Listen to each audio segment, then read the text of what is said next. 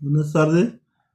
Este, Vamos a continuar con los videos de las charlas y de las pláticas que hemos venido realizando. En esta ocasión vamos a tocar un tema de literatura de un poeta mexicano, de nombre Efraín Huerta.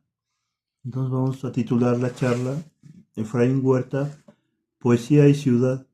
Este, Para eso iniciamos con los comentarios del maestro Willibaldo. Sí, eh, te comento, Pepe, y desde luego saludo a nuestro gentil auditorio que nos sigue a través de este medio. Yo tuve el gran privilegio de conocer a dos grandes poetas mexicanos, uno de ellos al que mencionas, al maestro Efraín Huerta, y a su hijo David Huerta, en paz descanse. Grandes poetas, grandes innovadores de la poesía mexicana en el siglo XX.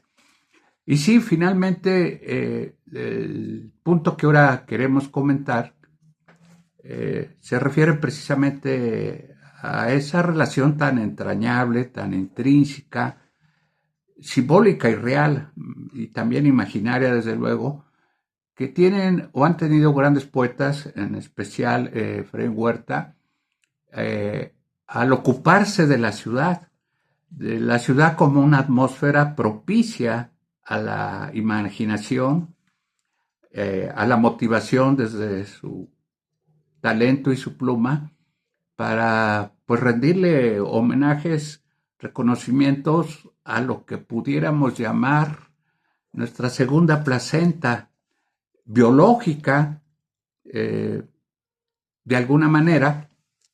Digo biológica porque ahí pasamos gran parte de nuestra vida.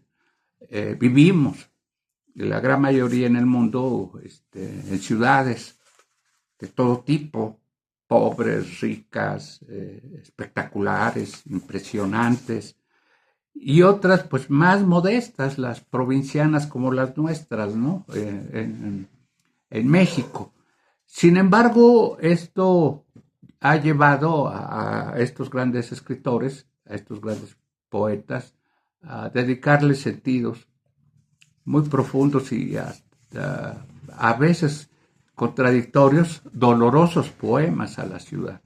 Repito, porque ahí nos creamos, aparte de que pues, tenemos nuestra casa u otros espacios laborales donde pasamos gran parte de nuestros días, de nuestras vidas, la ciudad es un motivo espléndido como para escribirle poemas.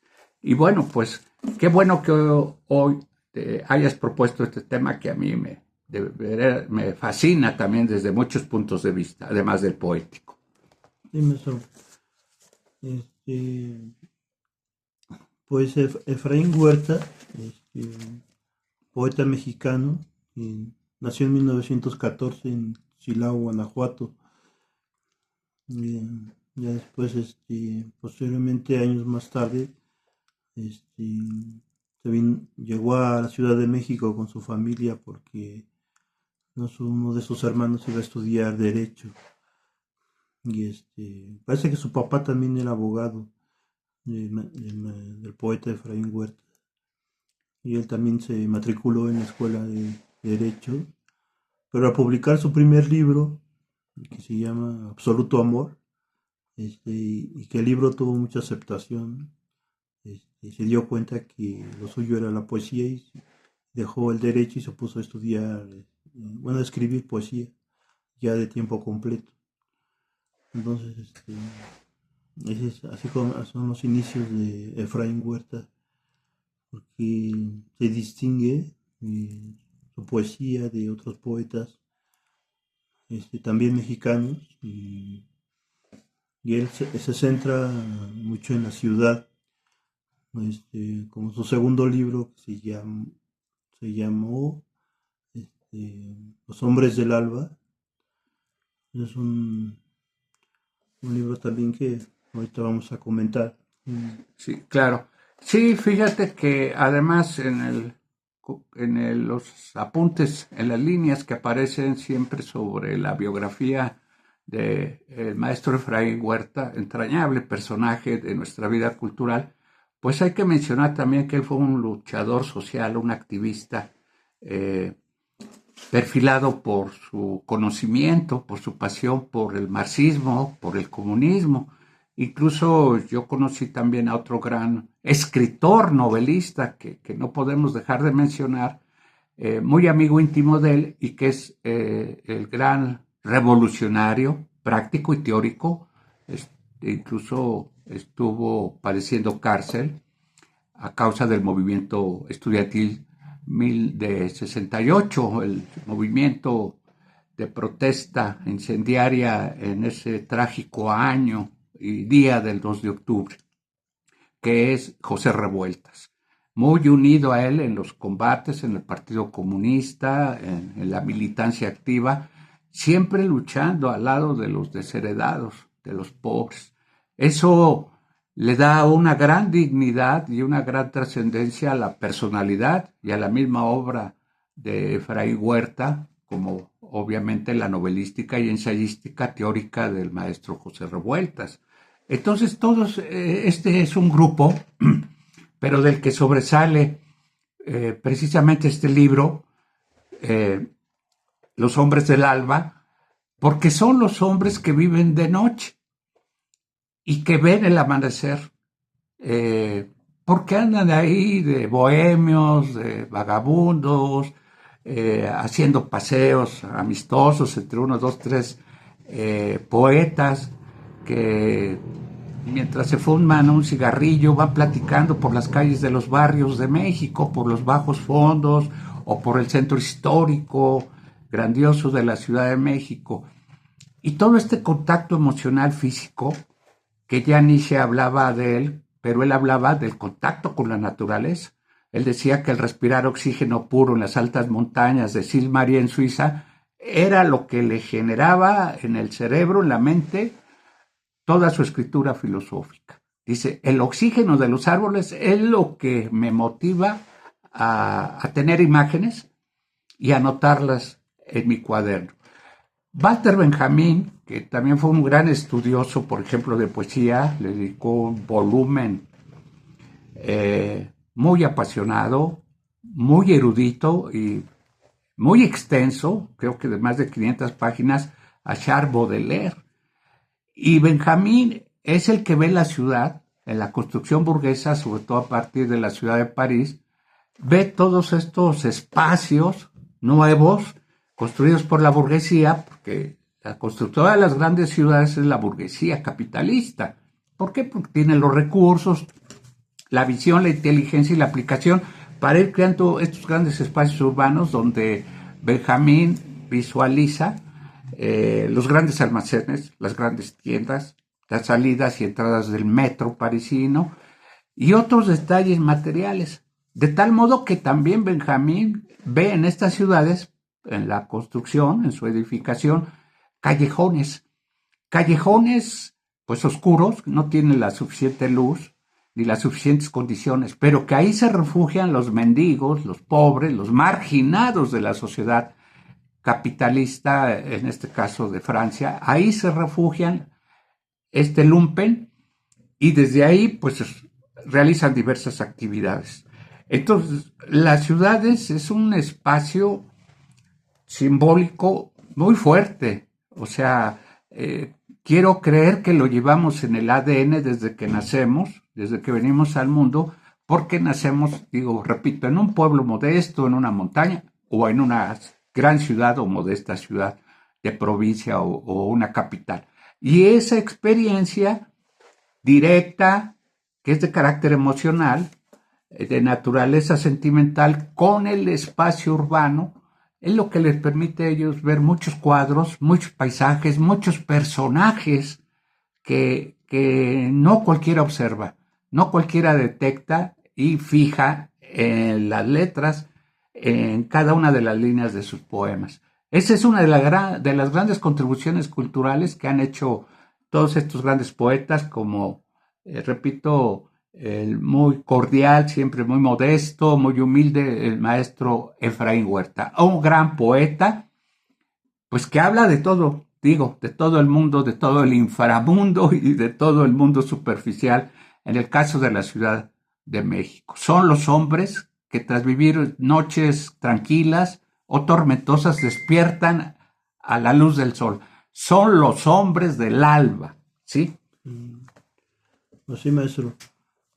La primera vez que escuché el título de Los Hombres del Alba, yo suponía que el título se refería a todos los trabajadores que empiezan desde muy tempranas horas a laborar, a trabajar cuando se despierta la ciudad, cuando va a comenzar la actividad de una ciudad, los primeros hombres que salen de su casa en la madrugada para el trabajo. Pensaba que ellos eran los hombres del alba, pero después ya un poco reflexionando me di cuenta que los hombres del alba también son aquellos hombres que no pueden dormir, o sea, que tienen insomnio, que se levantan antes de que salga el sol y están en ese laberinto, esperando la luz del día para poder salir a la calle. Entonces, todos ellos, ¿no? Y un poco ese título tiene vasos comunicantes con, por ejemplo, El laberinto de la soledad. Me refiero a eso, ¿no? Al insomnio y a ese no poder estar durmiendo serenamente, ¿no? Entonces, esa es una idea. Sí, pues fíjate que son temas que solamente a veces la crítica literaria enfoca, pero que realmente está, por fortuna, accesible para nosotros simples y modestos lectores de estos grandes escritores. Sí, realmente tocas ese punto del insomnio. Y también otra cosa, digamos, benefactora, o podríamos decir hasta maligna, aparece en un mundo a oscuras, en un mundo de transeúntes solitarios, arrasados por la soledad, por la pobreza, o por la marginación a que una sociedad tan injusta, tan desigual y desequilibrada como la mexicana los obliga, ¿verdad?, a llevar esa vida anónima.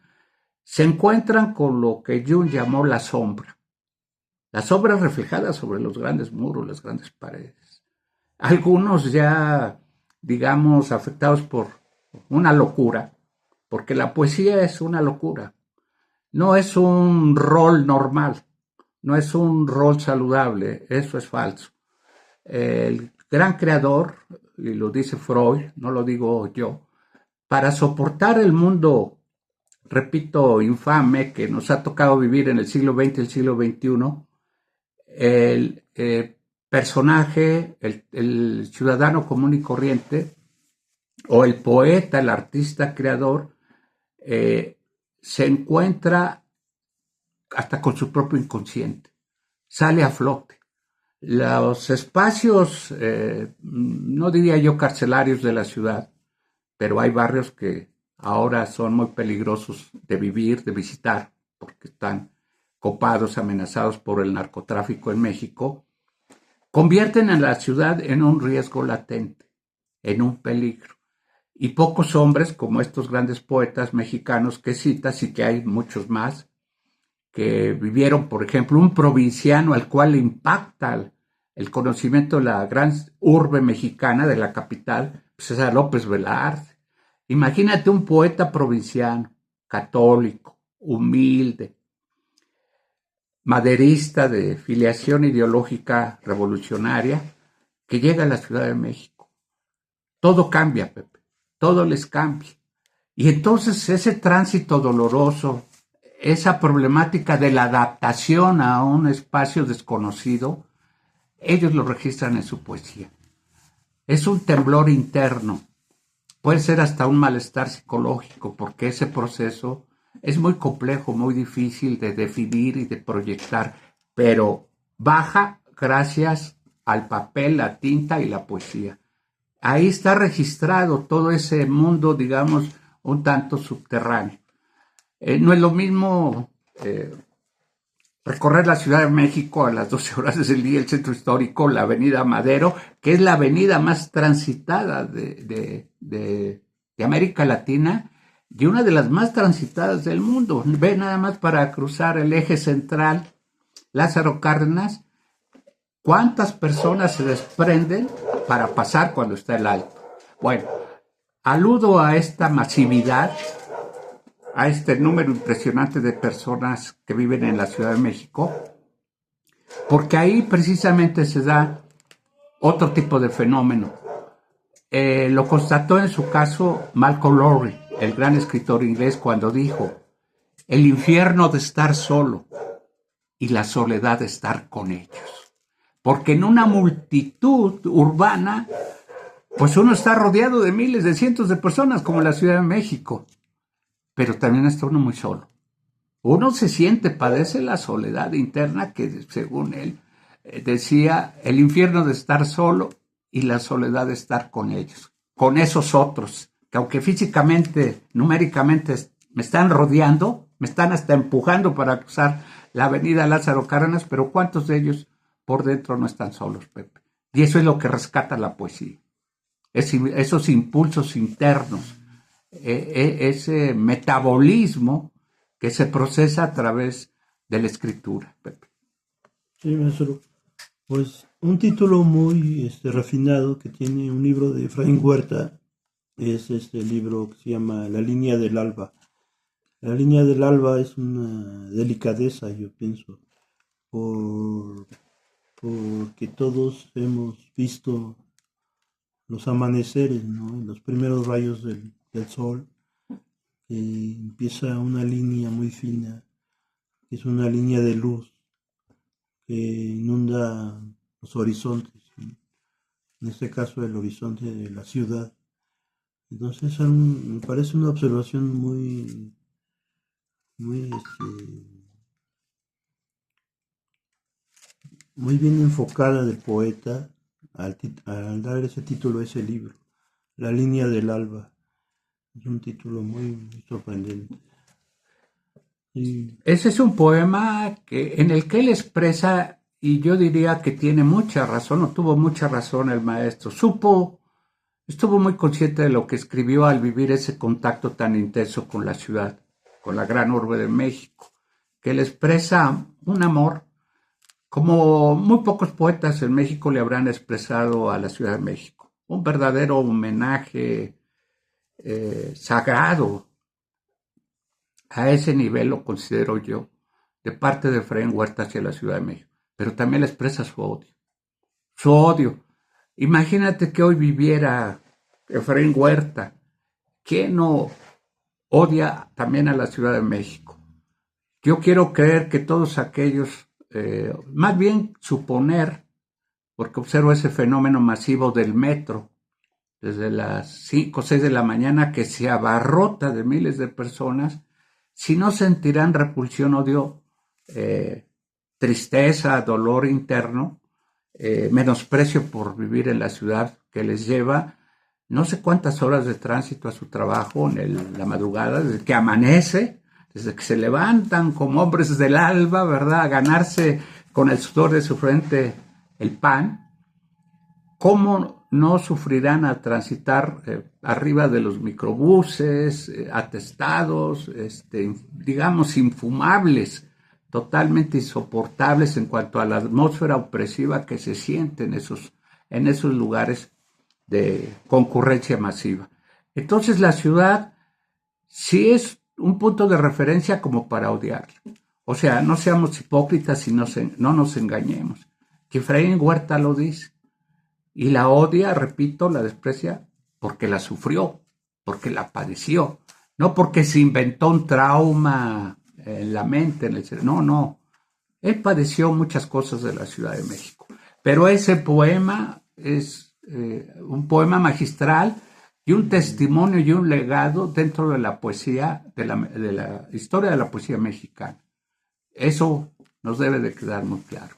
una ciudad tan grande como la Ciudad de México, pareciera que en estos últimos años ya no se puede contener, ya no puede contener su aparente armonía social, o su aparente paz social, porque últimamente han aparecido videos en YouTube en donde hombres se están golpeando en el metro, o sea, dando de golpes en el metro y en los pasillos del metro.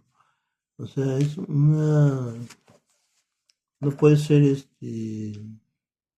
posible pues tanta paz social o tanta armonía social, sino que llega un momento en que hay un estallido, ¿no? Por parte de los ciudadanos que están tratando de contenerse, pero pues llega el momento en que Sí, Pepe, es que la gentrificación capitalista del espacio urbano ha propiciado mucho esto, mucho, ¿no?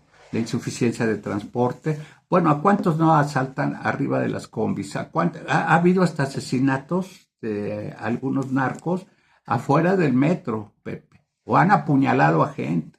Incluso ha habido peleas muy furiosas, muy terribles de mujeres, es decir, entre mujeres que se agarran de manera brutal a golpes, jalan los cabellos, se patean, se escupen, porque no pueden entrar al metro.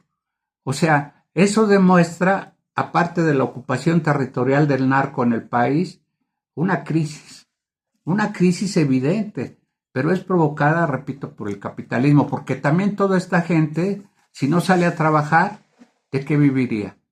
No les importan las condiciones, Pepe. Algunos yo creo que han de viajar hasta enfermos y bajo tormentas, lluvias. Bueno, ya no quiero hablar de los sismos que se nos han dado trágicamente en nuestra sagrada, venerada Ciudad de México, ¿no? Pero es una ciudad que vive en colapso total permanentemente todos los días. Ahí te asalta, te estafa el taxista. A mí ya me ha pasado una o dos veces. Bueno, a todos, no hay quien no tenga en México una experiencia viviendo en la Ciudad de México. Y eso queda de manifiesto, vuelvo a insistir, en el gran poema extenso que escribió el maestro Efraín Huerta, en el caso personal, Pepe, que yo siempre llevo en la memoria. Yo conocí de joven a muchísimos poetas y escritores porque era parte de mi trabajo como periodista cultural en la Ciudad de México. Eso me dio el privilegio, la oportunidad de conocer, entrevistar, como me hice después amigo de su hijo, Efraín Huerta, el cual también tuve la oportunidad de entrevistar acá en la ciudad de Tlaxcala cuando vino a dar una conferencia, una plática sobre poesía en la Ciudad de México. Y platicábamos mucho de su papá y de Efraín. Los dos ya fallecieron lamentablemente para México. Pero toda esa poesía que ahora se tendría que escribir o probablemente ya se está escribiendo en las redes sociales es poesía de supervivencia. Es poesía de adaptación, pero muy forzada, muy complicada, ¿no? ¿Por qué? Porque estamos hacinados, totalmente hacinados. Yo voy, no sé, cada cuándo a la Ciudad de México y voy con el gusto de recorrer sus museos, sus galerías, sus librerías, sí, pero siempre sintiendo la amenaza latente que algo malo va a pasar. O sea, yo ya y tú. Y me ha tocado ser testigo. No, a mí nunca me han asaltado en lo personal, pero he sido testigo más o menos de 10 violentos asaltos por las calles, sobre todo por el centro histórico de la Ciudad de México, de pandillas, de fascinerosos, de malandros, de todo tipo.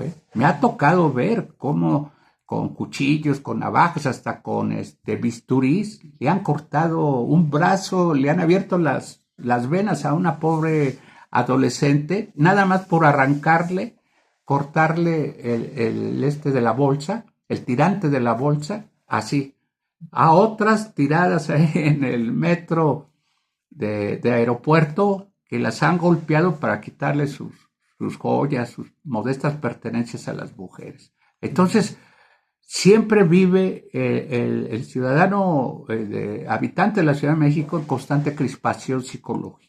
Yo creo que muchos, incluso algunos, que se pueden dar ese lujo o satisfacer esa necesidad de estar con el psicólogo, con las psicólogas.